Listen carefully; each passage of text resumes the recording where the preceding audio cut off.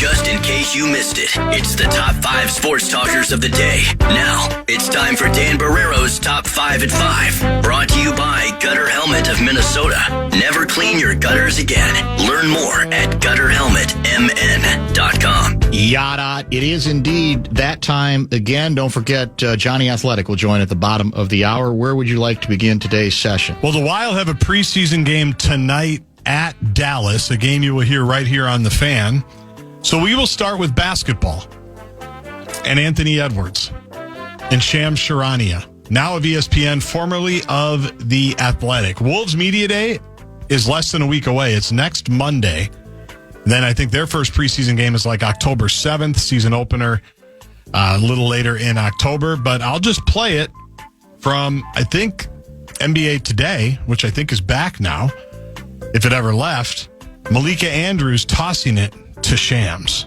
Shams, what are you hearing in terms of the development of Ant's game this offseason? So, Malika, last offseason, the big focus for Anthony Edwards was the three-point shot. He spent a lot of time working on that, increasing the volume. Then he goes and ends up leading the league in three-pointers made last season. But again, for the second straight year, another quick exit in the Western Conference Finals. That's left him back at the drawing board, trying to figure out how can he round out his game.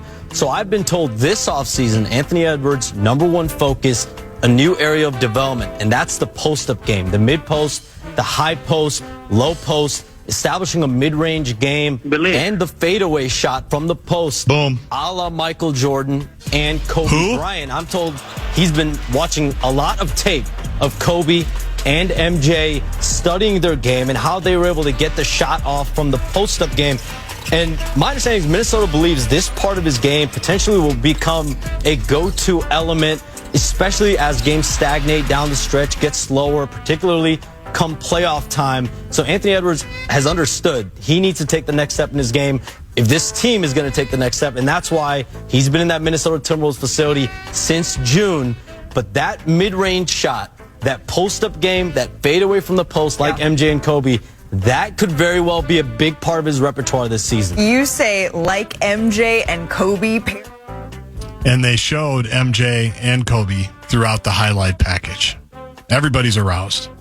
Find out Jonny Athletic is at the bottom of the hour. I'm sure that he is. That was the assignment. This makes all the sense in the world. I mean, we've all, most of us have said that he has to add something else to his offensive game. One of the other items is just finishing better at the rim, which his numbers were not good, surprisingly enough. But I don't know how hard it is to run this in terms of how much easier it makes the double team, but I like putting him in different spots where it's not him always having to create necessarily. And so as a concept, just adding to his offensive arsenal makes all the sense in the world. He's certainly strong enough to be a guy who should be able to post down low or make some stuff happen. I mean, baseline's really not been part of his game. And the game's changed a lot. I don't know how many guards actually do what MJ and Kobe did rather routinely, and obviously it's not going to be easy to do it at their level, but all of that makes good sense to me. 100%. Media Day, like I said, a week from yesterday, September 29th. Yep, season right around the corner. That's not that far off. Less than a week. Yeah. Game 2 of the WNBA semifinals is tonight at Target Center. The Lynx hosting Phoenix. They're up 1-0. According to ESPN Bet, the Lynx are 7.5-point favorites tonight. 7.5-point favorites tonight. And we are obviously in good position here this is best of 5 this round, correct? Correct. Bet now, you and I didn't talk about what broke over the weekend. We did spend some time on it on sermons. Dejanay? Yes. The question is whether eventually the news that Carrington is out for the rest of these playoffs might catch up with them. Are they so good it doesn't matter? It's possible, but it's got to be a concern as you get deeper into this thing and get more competitive. It certainly looks like, once again, the strength of the team more than anything else seems to be the ability for C. Reeve during a timeout to say, okay, it's time to go to the Doberman defense. And they do. I believe they gave up in the second half of game 1 22 points. Yeah, they basically doubled up Phoenix, right? Yeah. And that's largely what they did to come back in game 2 against Golden State as well, and to wrap up that series in 2 games. So, and there's still the continuing, Reeve is fearless about all this notion about, you got to play your main players, and they've earned it and they deserve it. She doesn't care. She's going to play who she thinks is worthy of playing. She's fearless in that regard, and that was the way it played out again in this game, where we end up using bench players that don't automatically contribute because she wasn't getting what she wanted in a couple places from her starters. So, also, it looks like they're going high road regarding the MVP thing. Yes, they have had several chances to go, ballistic. Yep, and it sounds like now. My guess is after they win the title, if they indeed win it, then they might go more ballistic then. But they've obviously decided not to make that their big public issue, even though the assumption was they might. And I think it's the right play. Just go play just go in. Yes. And hopefully one of these days they will get a little bit more recognition. We talked about the MVP bit. It was hard to bet against A'ja Wilson, even though she continues to win it, right? Correct. But I can see where... Yeah. They would be frustrated by it. How about this, though? But are you going to mention what happened in that? What's going on with Caitlin Clark's Indiana Fever Club? That they just keep winning? They won the opener over Vegas by, I think it wasn't 16 there. And I think that game 2 is tonight as well. It's the second of the doubleheader tonight on ESPN. Was that fluky? I don't know. Maybe because they're playing with house money, they're just going in loosey-goosey. I don't know Fast and free. But they are obviously a well-coached club. They're well put together, and they're missing, 6 players? It's 4 something like rotation players, I believe. Yeah. And yet, here they are. Yeah. I mean, they win another game on the road, and they're going to be in a good position to make it to the WNBA Finals. You can hear, and by the way, they beat the Lynx in the Commissioner Cup final without Caitlin Clark, so they ain't going to be scared. No, they're not going to be scared. You can hear Game 2 on the Lynx channel of your iHeartRadio app. Very easy to find, very easy to use. Make it a preset. Make the Wolves a preset, too, because the season's about to start. Did you see the New York Liberty news? Remember how they won the title last year? And the Commissioner wore a New York Skyline dress, and the WNBA tweeted out, trophy is back where it belongs. Their coach, Sandy Brondello, gone, fired, or at least not renewed. She had a 4-year contract. This was the final season of it, and it was announced today that they are not renewing it. According to ESPN, Liberty Brass considered nothing short of a championship to be a success this season, and the team decided not to exercise its option to bring Brondello back. Could this be the job that attracts PJ Fleck? Oh, no, wait. That's the Oklahoma State job. We'll get to that in a minute. We're going to get to that next. We're going to get to that. Yeah, I have no idea what the bid is there. Rick Pitino? We're getting...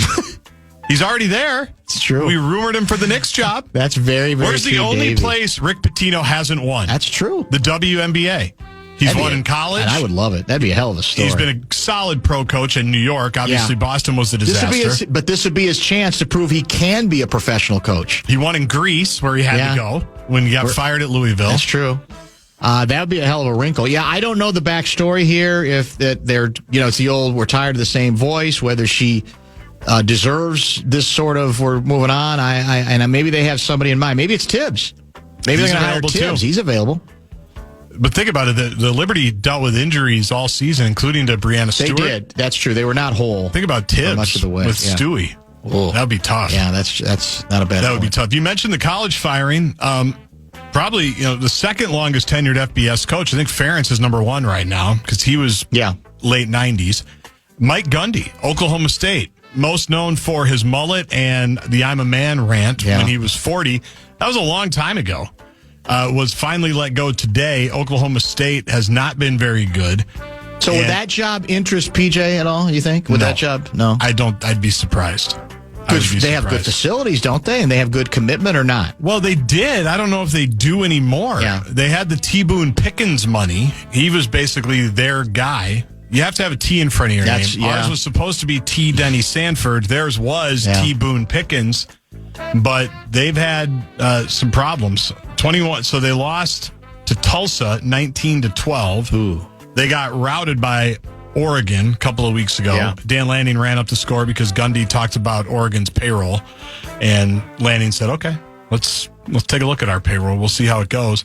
But that's a big name. It's a big name, but I think the miracle is 21 years in a place anymore. It's pretty remarkable in itself. How is it going to end well? Yeah. Right? This is starting to worry me, by the way. Speaking of college football, I think I read today that Indiana has jumped up from like a 6-point favorite on the road to 9 points at Iowa City. Oh, is it 9? Earlier today, I saw 7.5. Maybe it is 7.5. It's jumped up, whatever it is. That's getting a little outlandish to me, isn't it?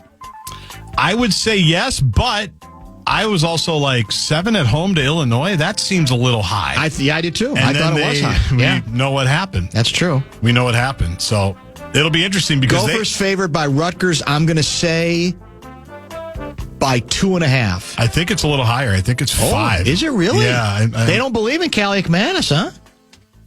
Yeah. Or they may not believe in the defense. I don't know. Or a combination of both. Well, I mean, the defense. Are we going to have our number one running back for this game? I'd be surprised. Unlikely? I would be surprised. That's unfortunate. He's at about the 3-week mark for the injury, so I would be surprised. It's typically a little bit longer. That is an 11 a.m. game? 11 a.m. right here on the Fan. Outstanding. All right, that's 5? Yes, sir. Close enough. Don't forget, bottom of the hour, Jonny Athletic. Got a couple of, we might even have a brief news on the march when we return. Wild play tonight on the Fan, and Wild Wednesdays are back starting tomorrow. All day tomorrow, you can send us your best Let's Go Wild chance using the talkback feature on the iHeartRadio app. That's your chance to win tickets to Thursday's Wild versus Stars game. Winners will be selected all day long. You can get the full details today at KFAN.com, keyword contest. News on the march.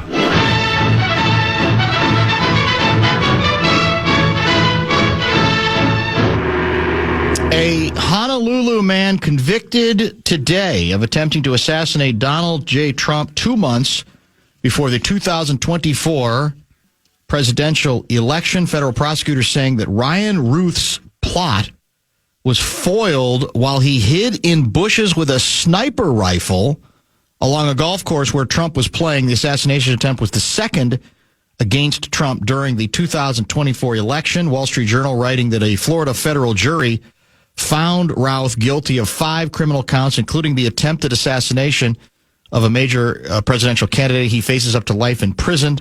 The defendant made the unusual decision of representing himself at the trial, which took place over more than 2 weeks. Jimmy Kimmel's late night program will resume broadcasting on ABC tonight. Disney has indeed confirmed, days after it pulled the show indefinitely during controversy over his remarks about the killing of conservative activist Charlie Kirk. Broadcasters Nexstar and Sinclair, which combined own and operate more than 60 ABC affiliates that reach about 22% of U.S. households, said they still plan to replace Kimmel's show with news programming starting tonight. Discussions with ABC are ongoing as we evaluate the show's potential return, Sinclair said in a statement. Nexstar is going to instead continue carrying local news and other programming rather than Kimmel's show. The company said it stands by its decision to preempt the show pending assurance that all parties are committed to fostering an environment of respectful, constructive dialogue in the markets we serve. The key question is obviously going to be, what did Kimmel agree to? The assumption is that there have been negotiations between Disney and Kimmel ever since he got pulled off the air about what he might say or might be willing to say tonight, and that's going to be one of the big questions. I'm assuming this will be probably the biggest Kimmel rating night probably ever, because alone the anticipation, although there may be some people who may purposefully say I'm not going to participate at all. So I don't know what impact that might have on the what the ratings might indeed show as well. Nexstar owns ABC affiliates in markets including Nashville, New Orleans, and Salt Lake City. Sinclair owns ABC affiliates in markets such as Washington, D.C., Seattle, and St. Louis. The resolution, Wall Street Journal writes, I'm about to sneeze. Bless you. Bless you. The resolution. Thank you. Excuse me. It came quickly Monday after a meeting between Kimmel and Disney leadership. Disney officials declining to comment on how Kimmel will address the controversy Tuesday. or if there was an agreement on what he would say. So stay tuned for more on that. I'm sure we'll get into reaction depending on what Kimmel has to say tonight when Kessler joins in studio on Wednesday's broadcast. Dateline Washington. This also is a Wall Street Journal attempt to put this story in some perspective. For a generation, parents have waited for an answer to what is causing a mysterious increase in autism diagnoses among children. Yesterday, they got a hypothesis on the culprit straight from your guy, President Donald J. Trump, a common painkiller widely deemed safe. In labeling Tylenol use in pregnant women as a potential cause of autism, Trump threw the full weight of his office behind a theory that he acknowledged has yet to be proven. He defied the careful guidance offered even by some in the row of scientific advisors who stood behind him during the Roosevelt Room address. They're waiting for certain studies, Trump said. I want to say it like it is. Don't take Tylenol.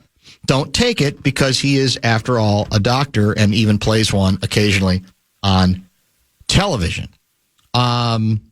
Scientists and medical groups decried Trump's warning on Tylenol as unfounded and potentially dangerous given the downsides of untreated fever and pain during pregnancy. So did some fellow conservatives. Christian broadcaster Eric Erickson via X. The president is scaring moms with research about autism that does not hold up under much scrutiny. But let's face it, I mean, he's feeling it, right? He feels like he can inject himself into any story, regardless of what research does or doesn't indicate, and just go with it. Today, and I'm sure we'll talk about this tomorrow with Kessler too, he put on quite a performance at the United Nations. I think it was it the General Assembly? I'm not sure, but it was at the UN that has even, I got text from a couple of noted, fairly confirmed lefties, I should say righties, who said they came away from listening to him today shaking their head in amazement, even by Trumpian standards. But the Tylenol story is a big one for all the obvious reasons, because there's always trade-offs, right? Regardless of the fact that the research does not confirm what, it's certainly not yet, what the president has suggested, there are trade-offs in pretty much everything, right? About, okay, well, if I don't take this, what will be the risks associated with not taking this? What am I losing? And that's always been a part of the story that I think ends up being beyond him and beyond many individuals who end up supporting him as well. Let me quote a writer named Derek Thompson. The new Tylenol thing fits a broader theme of MAHA, which is that despite the welcome attention it pays to chronic disease, these folks are way too skeptical about the harms of medicine and way too credulous that we can perfectly engineer good behavior to banish sickness. See, for example, the hysterical fears about vaccines, medicines are dangerous, and the enthusiasm about supplements, which have no efficacy data and are clearly underregulated as a category. That's the great irony, is that when we get into those areas, there's actually less research than there is even on stuff that has been around longer, and yet because it becomes popularized, let's go with that. Let's go with it. We certainly don't know that it's bad for us. Here's his quote. We want to prevent every disease and pain so that nobody has to use medicines as a utopian goal, but it's completely unrealistic. And if you try to make it policy, you're going to end up with a policy that just punishes the sick and pained for the sin of their sickness in pain. Example of what Thompson is talking about regarding some of the dialogue. We should evaluate phase 3 clinical trial data for products claiming to improve health rather than rely on supplement loopholes and vibes. Some MAHA person, you just want to enrich big pharma. No, I want people with sickness and pain to live longer and easier lives.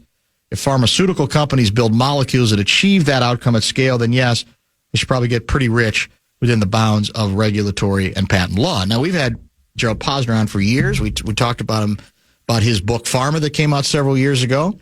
He is a guy who pushes back on big pharma, on the money involved. That should always be part of our discussion. I think Sharks or Jets related. That's fair game. That should not be a sign that you're necessarily you're anti-meds. That's all fair game, but it's a balancing act. And right now, the balance, I think, in this regard, seems out of whack because even RFK, as Trump said in his presser yesterday, was not ready to go as far as the president did. And the president, I just think he feels like he's got less to lose. It doesn't matter, so he just goes with it, and let everybody else deal with the ramifications of going down that particular road. Jonny Athletic is going to chat with us. I'm guessing he's very encouraged about the Anthony Edwards news. Well, he's known about it all summer. I'm assuming that he did. He'll probably say he wrote about it first, and he's waiting for Shams to give him some credit for it. And we'll get into some other stuff. We'll get into some Vikings things. We'll get into the quarterback controversy if he thinks there already is one. And so much more.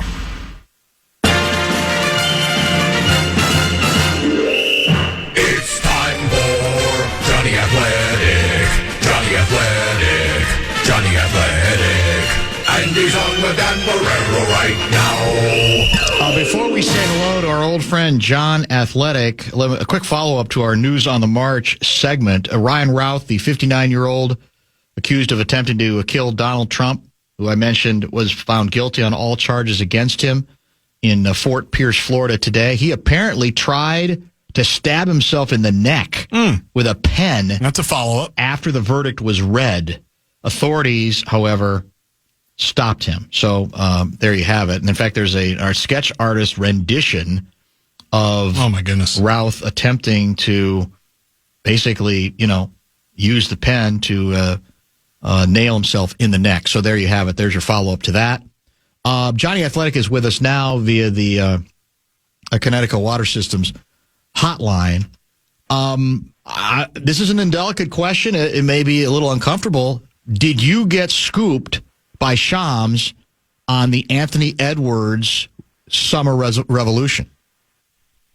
I've been scooped by Shams before. I don't know, this is a scoop-worthy thing. But, I mean, hey, we're all looking for updates. We're all looking for red meat just as training camp's around the corner. And so I guess, I certainly had discussed before what he was working on. But, I mean, when you have the ESPN megaphone and you're just kind of, out there on TV, it gets a little bit more attention. But it certainly, is interesting. To me, what I took from it, Dan, was this just another sign of Ant's sort of rising stardom, that he's worth an update on the ESPN NBA TV show about what he's working on in the summer. And that constitutes, being worthy of a minute and a half in and of itself. So people are excited about it.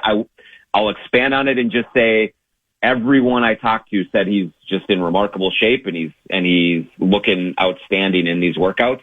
We'll see when we get in front of him, but there's a lot of optimism for him right now. By the way, we are pulling for you and your mom and pop operation, The Athletic, Jonny. I know you it's don't a little thing, I know you don't have the weight of ESPN, but as a guy with multiple subscriptions, we're pulling for the corner store owned by the New York Times. Yeah.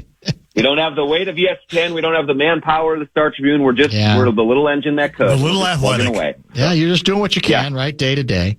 All right, well, let's save that. We might get back to it late because I do have a couple follow-up issues, but I do not want to bury the obvious lead, and that is the Vikings rebounding nicely against the Cincinnati Bengals, who certainly seemed willing to cooperate. Didn't take much to have them. You sort of had to nudge them, and they said, "Okay, we'll curl up in the fetal position for you. We'll thank you very much. We're 2-0. We know you need the victory at home more than we need the victory on the loss. But I guess we're all trying to get a handle on the larger cosmic meaning as it pertains to what Carson Wentz might have shown and where this thing might go. Do you tend to be? I tend to be philosophical and say that these stories tend to take care of themselves. If he comes back and plays pretty mediocre at the quarterback position, it's going to be pretty easy to make the switch back. But that it does get, I think, harder in a league that is about week to week, no matter how much you want to project out and build for the future. And that if Wentz plays well in certainly the first European game, and I think it's likely he'll play in the second one, that it makes it more likely that they're going to be willing to slow play more than maybe they wanted to the return of JJ. How do you read it so far? Yeah, it's been really interesting to kind of digest everything after the game on Sunday because I think both things here can be true, Dan. Number one, J.J. McCarthy didn't have Christian Darrisaw. Obviously makes a huge difference to have him up there moving people around and neutralizing Trey Hendrickson. Two, the Cincinnati Bengals defense is not exactly anything to write home about. And so you want to temper your expectations for what Wentz and the Vikings offense was able to do because they were playing that team that did seem to roll over, as you said. But also, there's been some dialogue out there of like, hey, if you watched Carson Wentz and didn't think and thought that he was much better, much different than what JJ was doing in the first 2 weeks, I don't know what football you're watching. And I would totally disagree. I mean, when you watched him in that game, I just felt like this was a veteran who had command of the offense. I agree. And was under control in a way that JJ was not for the most part. Understandably so. JJ's 22 years old. He's just getting his feet wet. He's figuring it out. But I thought there was a palpable difference. And so I do think it is going to be one of those things where the Vikings are going to take it week to week. And if Wentz picks up steam and really starts playing well, I do think that they'll have a hard time taking him out once J.J. McCarthy is fully healthy. But like you said, that's all going to play itself out. Maybe he'll flame out. We'll see. But I don't think that it's going to be just as cut and dried as J.J. is healthy. He's automatically back in if Wentz is playing like he did on Sunday going forward. I think, and I got a lot of pushback on this when we had Seifert in studio much earlier in the show. You're familiar with the term in studio, by the way? Do I need to explain it to you? It doesn't ring a bell, okay, really, I honestly. didn't think it would. Spell it out yeah, that's when a guest actually makes the effort to drive to our location and come up to the 5th floor, come inside, and then sit across from me in the studio here, Studio A. You kind of know about it, but I know it's a distant thing from the past. No, I prefer to park 2 miles away and walk into the State Fair and jump through all those hoops. I was going to say, that's what you're doing. More than an hour, but that's just me. And that's something Seifert won't do. Yeah, that much is clear. He's made that. Right. He's made that abundantly clear. I got a lot of pushback on this, and I get it because there's excitement for this kid, and there's probably reason to have some excitement for him. I liked going to get him. You did. Gaardsy did. Everybody does. But it's not just about Christian Darrisaw showing up, boys and girls. It's not. The numbers tell a different story. Wentz got rid of the ball in fewer than 2.5 seconds on 60% of his throws, Mark Craig reminds us. In week 1 and 2, McCarthy did that 17% of the time. There's a bunch of other stats that indicate that how long, even when he had more time than you think, he held on to the ball. Now, that doesn't mean he's not going to get better at it, but it's part of the story. And it shouldn't. I don't think that the JJ Obos have to get all that defensive about it. No one here, none of the three of us is giving up on him at all.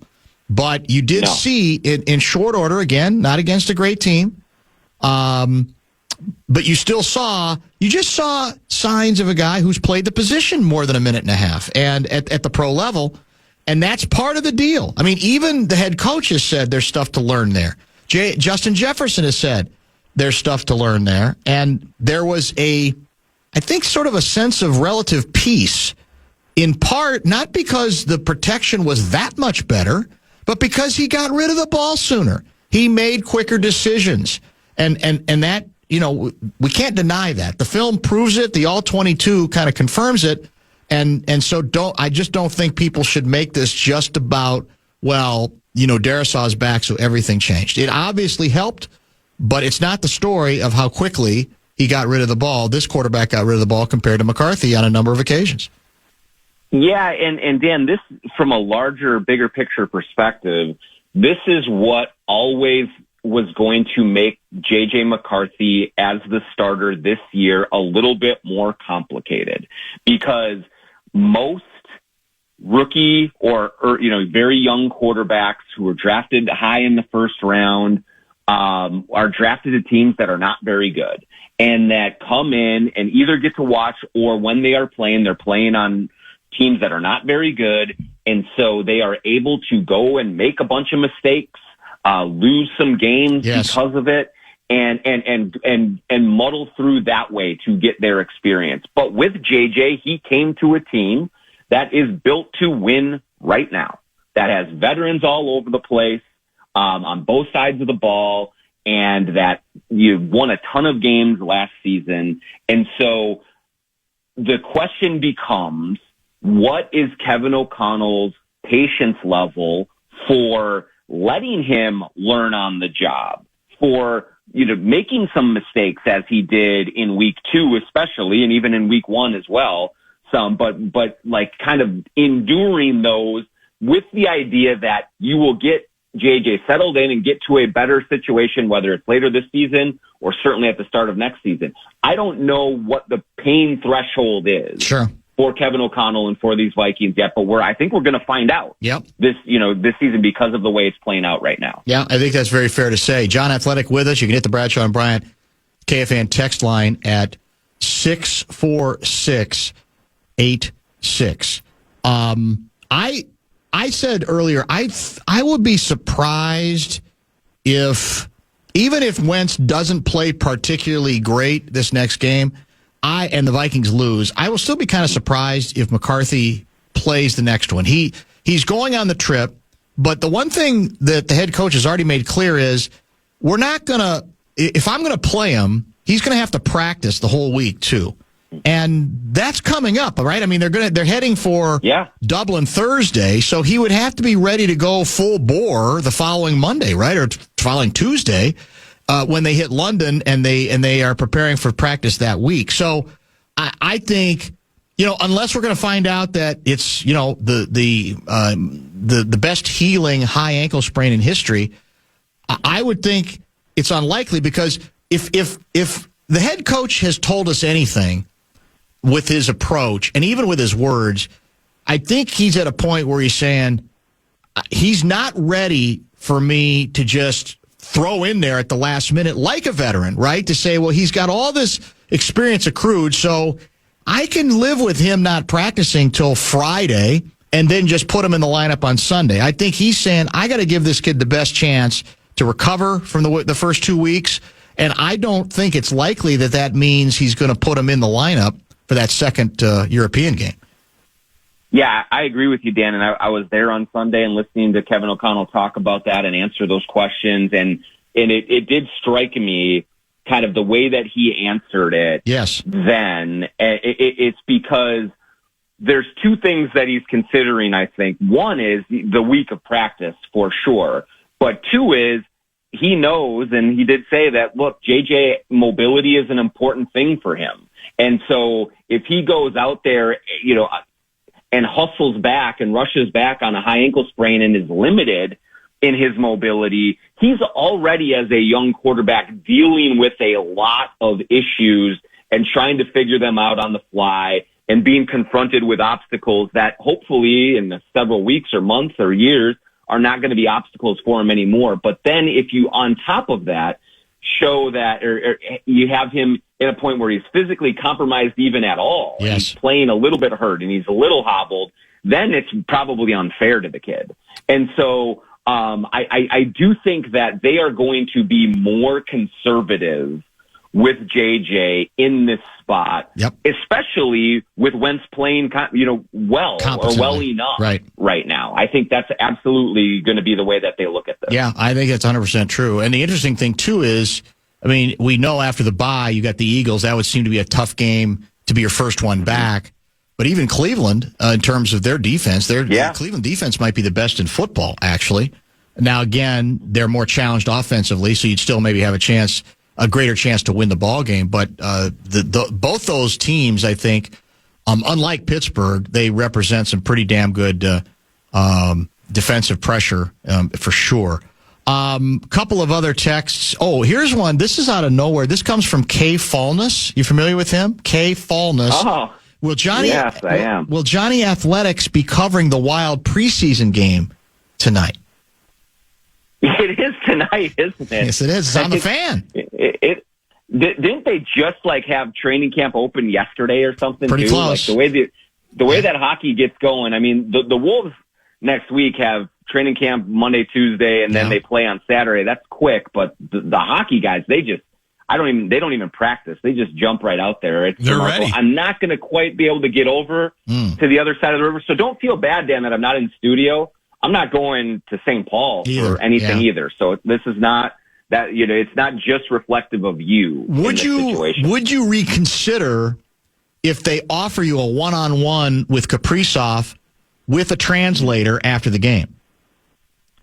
I would have to, and because Russo needs all the help he can get over there. So if I'm the one that has to break it, break the big news, I mean, that's what I'll have to do. And I would understand Kaprizov wanting to talk to me, someone who is from here. Why not? Speaks, the Minnesotan, I'm a trustworthy person as opposed to some of the hockey scribes over there. So if that door opens, I would happily accept and get over there, and I wouldn't be surprised if it does, quite frankly. My sources say you attended Lynx Game 1, a second-round series. Game 2 is tonight on the Lynx channel via the iHeartRadio app as well. At home again, best of 5.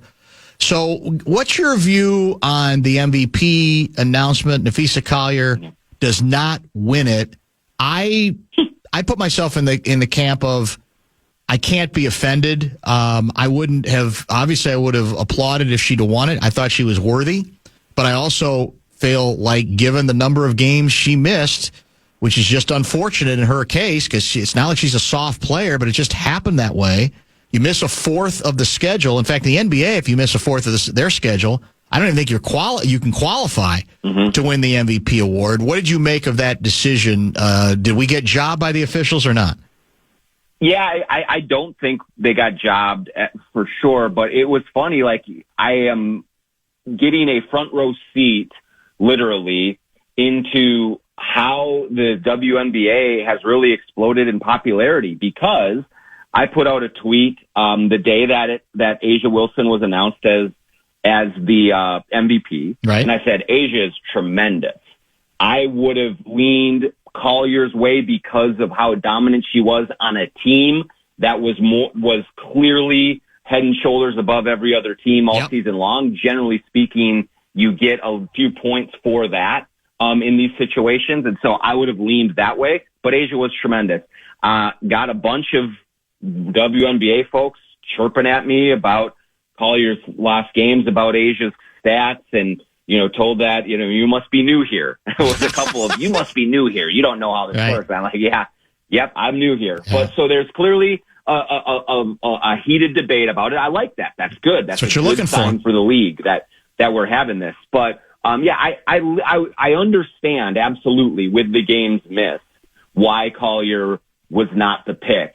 But I do think that she was so good and so instrumental in a team that was clearly the best team all year that I would have leaned that way. Not offended at all that A'ja got it. Yeah. She's very deserving, a great player, but that's where I stood. You argue it very well, and that's why I honestly would not be offended either way. You could even make the argument that she may not have even been in double-digit games missed if the team had needed her. That was a statement of her dominance and the team's dominance from a record standpoint that they had already clinched home ice advantage. So all of that is fair game. And the argument, as you said, is even, I think, better. It's the kind of arguments you're looking for the game totally. Let's circle back regarding where we began, because a couple people have said, well, what is the Anthony Edwards news? You're assuming people know.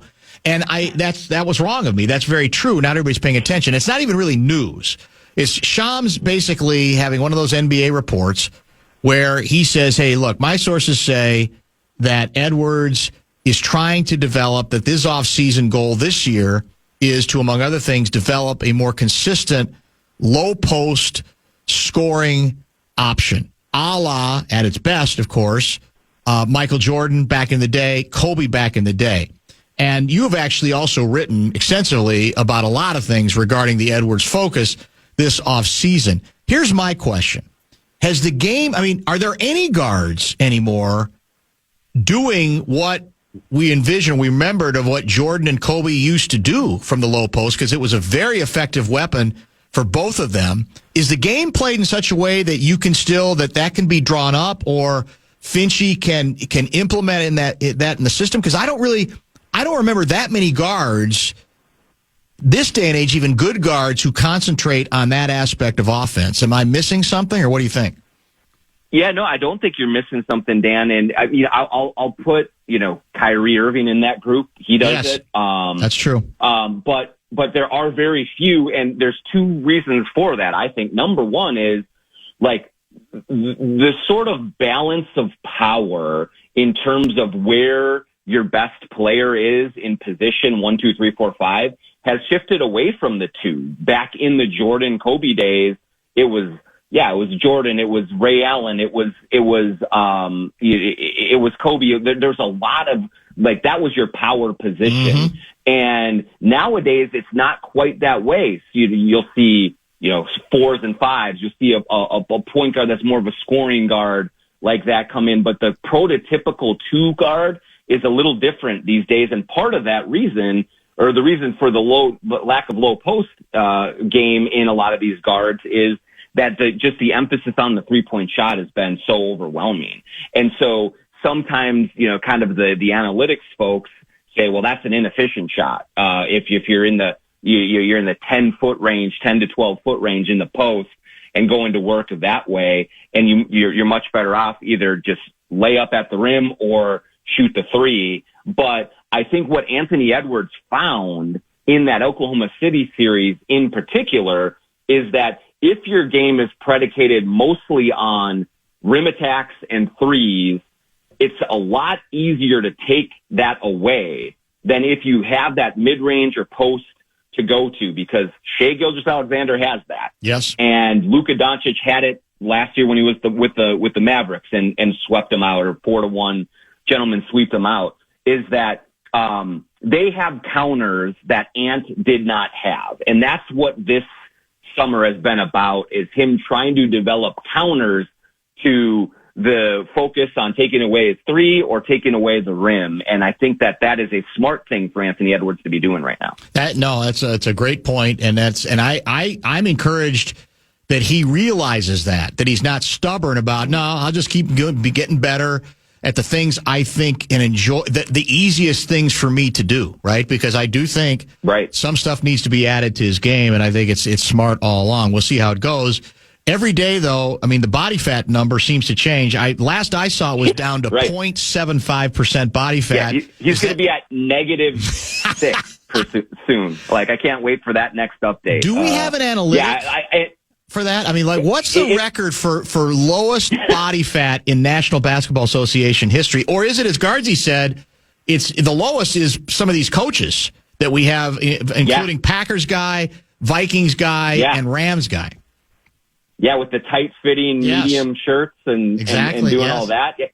Our guy Ryan Saunders, I bet, was pretty low on that list. And it might be that. I'm a little worried for him. You can. I don't want him to show up emaciated, Dan. I want to have a little bit of fat on the bones, because the next part of it is he's lost his strength. If he gets pushed around, I got to add more muscle, more weight. I'm getting pushed around. So we'll see how all of that shakes out. But I think anything under 4% is a little bit, maybe embellishing. Who was the twin player? Marty Cordova. Marty Cordova became so obsessed with getting stronger that he forgot he was a baseball player. It was all about looking good in the mirror. Right? In the clubhouse, basically. And he missed the game for being in a tanning bed too long. That's right. I forgot about that. TK, as I recall, was very pleased about that particular development. Yeah. We appreciate you, man. Thanks for the time. We'll talk next week. Thanks, Johnny.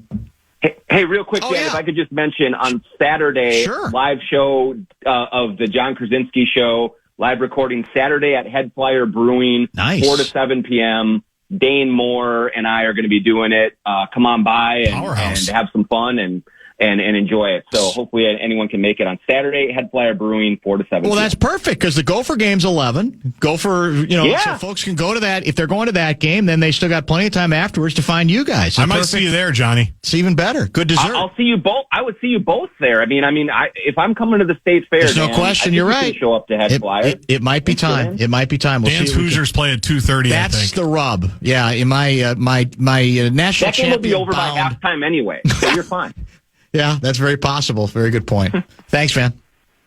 All right, thanks, guys. Jonny Athletic helping us out. We'll come back with our final segment. We're out at 6:15 today. We got Vikings programming to get in before Minnesota Wild preseason hockey. A lot of angry texts and tweets we'll discuss next. Show wrap presented by American Pressure, commercial grade pressure washer since 1975. It's the Bumper to Bumper Show Wrap. Out early today for Vikings Uncensored with Joe Sens. No. Pretty close. Pretty close. Vikings country with Muss. With Muss, do we? Can we reveal the special guest, or do we keep that as a tease? Well, I don't know it at the moment. All right.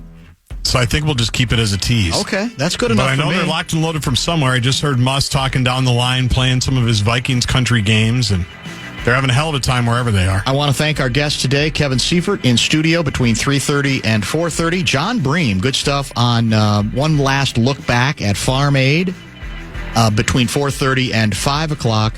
And you just heard from John Athletic between 5:30 and 6 as well. Tomorrow, he's still in Fargo, or he's just back in Fargo? I don't know if he came back or if he stayed. Mace in your face. Yeah. In Fargo again. So we'll find out maybe tomorrow. There's a lot of good college football angles to discuss. The Gophers are back in action hosting Rutgers. Hoosiers have a big ball game, date with destiny against Iowa.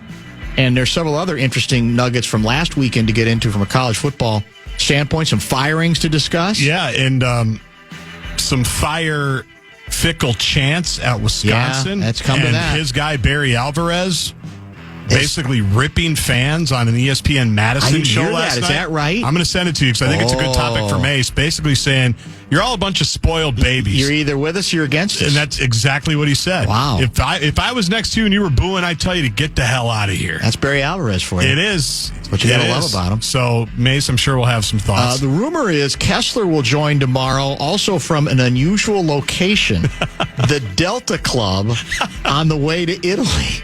You can't make it up. We have a very relatable show. Oh, my goodness. It's just great. It's outstanding. So that's on then maybe we'll add to it. There could be more added to the agenda. If you're interested in the Minnesota Wild, they will follow preseason hockey. It will follow Vikings country. If you're interested in Lynx Game 2 WNBA semifinals, we got you covered there too. The Lynx game is available to you via the iHeartRadio app. We got a Lynx channel. It's there all the time. It's there for you forever. And we'll have all the coverage of game number 2. And that's the first game of the national doubleheader. Is that correct? Oh, you know what I forgot to ask Johnny about? He had a nice piece on Grady. On Grady. Yeah, on Mike I haven't read it yet. But kind of laying out Grady becoming as I'm being honest. I think I'm being serious. I think it took me about 4 minutes of listening to Grady to know, well, A, this guy's legit, and B, he ain't going to last here long. And he's trying to do a little of both. He's trying to stay true to his roots here and take advantage of tremendous national opportunities as well. And I think that's what Johnny lays out. Grady is so good, and I told him this. This is before I could tell I disappointed him with my thoughts on Indy, remember, in the postseason. Like, the first time I actually met him in person, and it was embarrassing.